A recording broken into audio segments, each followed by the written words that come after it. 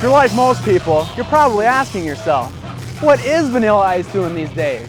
Well, you probably answer yourself by saying not much. But the truth is, Vanilla Ice has been working harder than ever. You may have seen him on Celebrity Boxing or VH1's Behind the Music.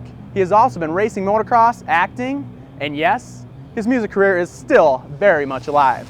In fact, Vanilla Ice recently released a new CD and has been touring around the country doing up to 6 concerts a week. Tonight he is playing here in St. Paul, Minnesota. Ice's concerts have changed quite a bit since he burst on the scene 12 years ago. Everything from the style of his music to the size of his venues.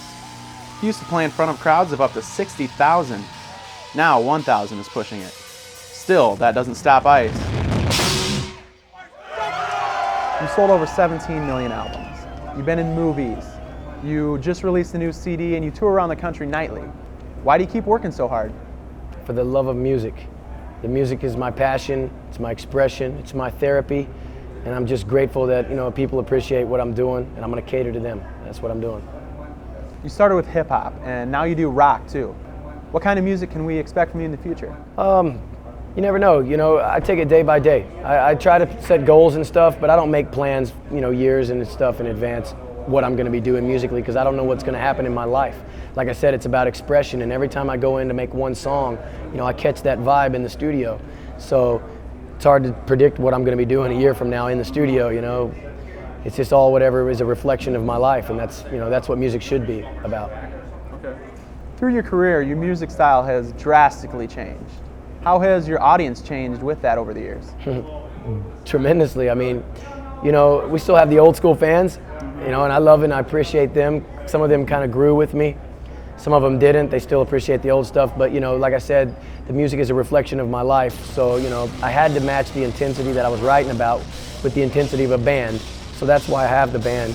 And, it's just probably body-piercing tattooed 16 to 25-year-olds. Now, there's been a lot of controversy about your roots. Did you grow up on the streets? Or Absolutely. You did? Yeah. Okay. Yeah, absolutely. It wasn't no Sesame Street. It was, I grew up in South Dallas. This is where, white boy, how does a white boy learn to rap? Yeah. There was nothing on TV to mock it. There was nothing anywhere, really. It wasn't, you got to understand, I'm a pioneer of hip hop, So, I had to get it from somewhere. And I told you earlier that how I got my influences, Roger Trapman.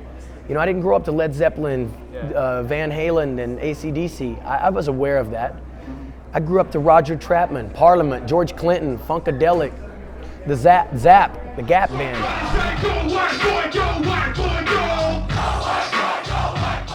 Music has no color to it. Music is whatever you're influenced by and you feel like playing, If I was influenced by Gomer Pyle, I'd probably play country music. If I grew up in Afghanistan, I'd be a Muslim, so.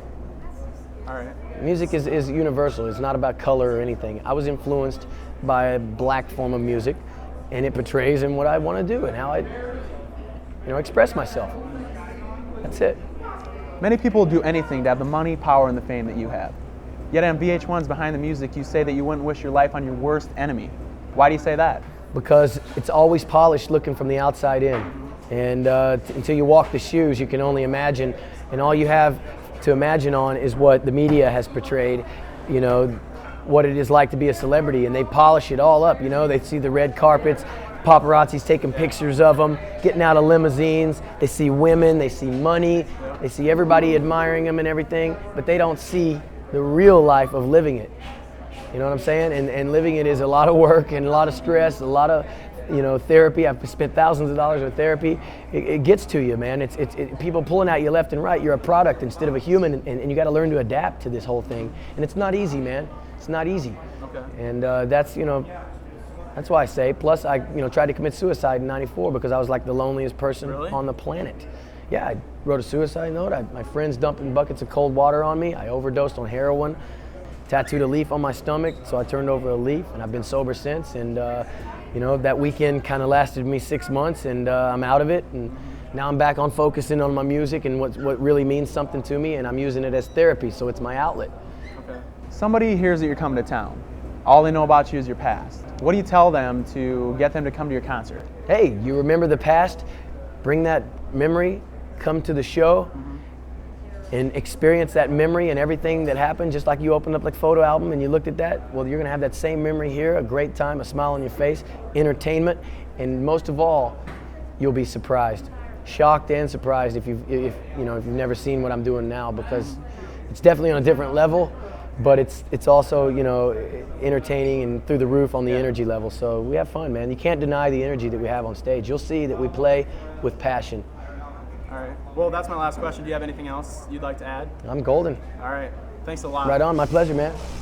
Ice's next Twin Cities concert is slated for August 9th at the Mall of America. From St. Paul, Minnesota, I'm John Foss.